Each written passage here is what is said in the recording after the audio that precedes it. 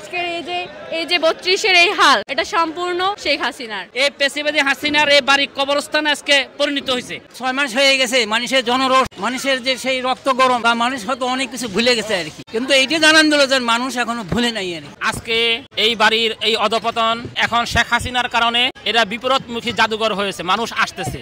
আপনারা জানেন সারা পৃথিবী দিলেও আমি আমার সন্তান পাবো না, কিন্তু এখানে আইসে আজকে এই হাসিনার যে পেশিবাদী হাসিনার যে এখান থেকে যে ষড়যন্ত্র করে আমার নিরহ সন্তানদেরকে মারা হয়েছে, নিরহ সন্তানদেরকে আহত বা যারা নিহত হয়েছে, আজকে একটু হলেও আমার শান্তি লাগতেছে। এই পেশিবাদী হাসিনার এই বাড়ি কবরস্থানে আজকে পরিণত হয়েছে। আর আমরা চাই, আমি বাংলাদেশের ডক্টর ইউনূস সাহেবকে বলবো এই জায়গাটা যেন এই ২০ জুলাই হইতে ৫ আগস্ট পর্যন্ত ২০২৪-এর যারা তাদের নামে যেন এখানে বড় ধরনের কোনো একটা হসপিটাল আর এখানে ভালো একটা মসজিদ করে দেওয়া হয়, বড় একটা হসপিটাল যেন করে, যারা আহত নিহত শহীদ ফ্যামিলি বা যারা আহত আছেন তাদের ট্রিটমেন্ট, বাংলাদেশের অসহায় লোক যারা অনেক রিক্সাওয়ালা দিনমজুর অনেক আছে ট্রিটমেন্ট করতে পারে না, তাদের ট্রিটমেন্ট যেন এখানে হয়। ৩২-এর ভবন ভাঙার পেছনে আমি বলবো যে আমাদের সাবেক যিনি ছিলেন প্রধানমন্ত্রী তার দায়বদ্ধতা, কারণ তিনি ভাষণ দেবেন যখনই বলেছিলেন তারপর থেকেই কারণ মানুষ ২০০০ ছাত্র শহীদ হয়েছে, এখনো অনেকে হসপিটালে পড়ে আছে, হাত হারিয়েছে, কেউ পা হারিয়েছে। আমি একজনকে দেখলাম তার মাথার খুলি মনে হয় যে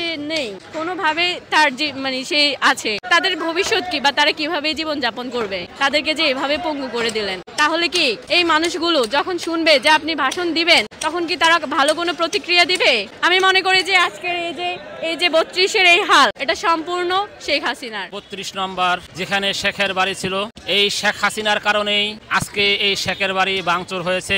আপনারা শেখের বাড়িতে লেখা দেখতে পাচ্ছেন কর্মফল, অর্থাৎ মেয়ের কর্মফলের কারণেই আজকে এই বাড়ির এই অধপতন, যেটাকে জাদুঘর হিসাবে রাখা হয়েছিল। তখন মানুষ কম আসছে, এখন শেখ হাসিনার কারণে এরা বিপরীতমুখী জাদুঘর হয়েছে, মানুষ আসতেছে। ১৫ বছরের খুব ২৪শে জুলাই ছাত্র জনতাকে যেভাবে হত্যা করেছে, এই খুব জনগণ এবং ছাত্র জনতা জিনিসটা এক হিসেবে আমার ভালোও লাগতেছে, কিন্তু আবার মাইনেও নিতে পারতেছে না এই এই ধ্বংসযজ্ঞটা। কিন্তু কথা হচ্ছে হয়তো আমি তরুণ না, হয়তো আমি তরুণ হলে আমিও একটা সাবল নিয়ে এসে এখানে ভাঙচুর করতাম, কিন্তু যেহেতু বৃদ্ধ হয়ে গেছি হয়তো কিছু থেমে গেছে। মূল কথা যেটা আওয়ামী লীগ মনে করছে যে ৬ মাস হয়ে গেছে, মানুষের জনরোষ, মানুষের যে সেই রক্ত গরম, বা মানুষ হয়তো অনেক কিছু ভুলে গেছে আর কি, কিন্তু এইটা জানান দিল যে মানুষ এখনো ভুলে নাই আর কি, মানুষের জনরোষ একটু থামে নাই। তবে এর পিছনে কিছু কারণও আছে আর কি, সেই কারণটা আমি মনে করি দায়ী হলো ইউনূস সরকার, বিএনপিও কিছু দায়ী, জামাতও কিছুটা দায়ী আর কি।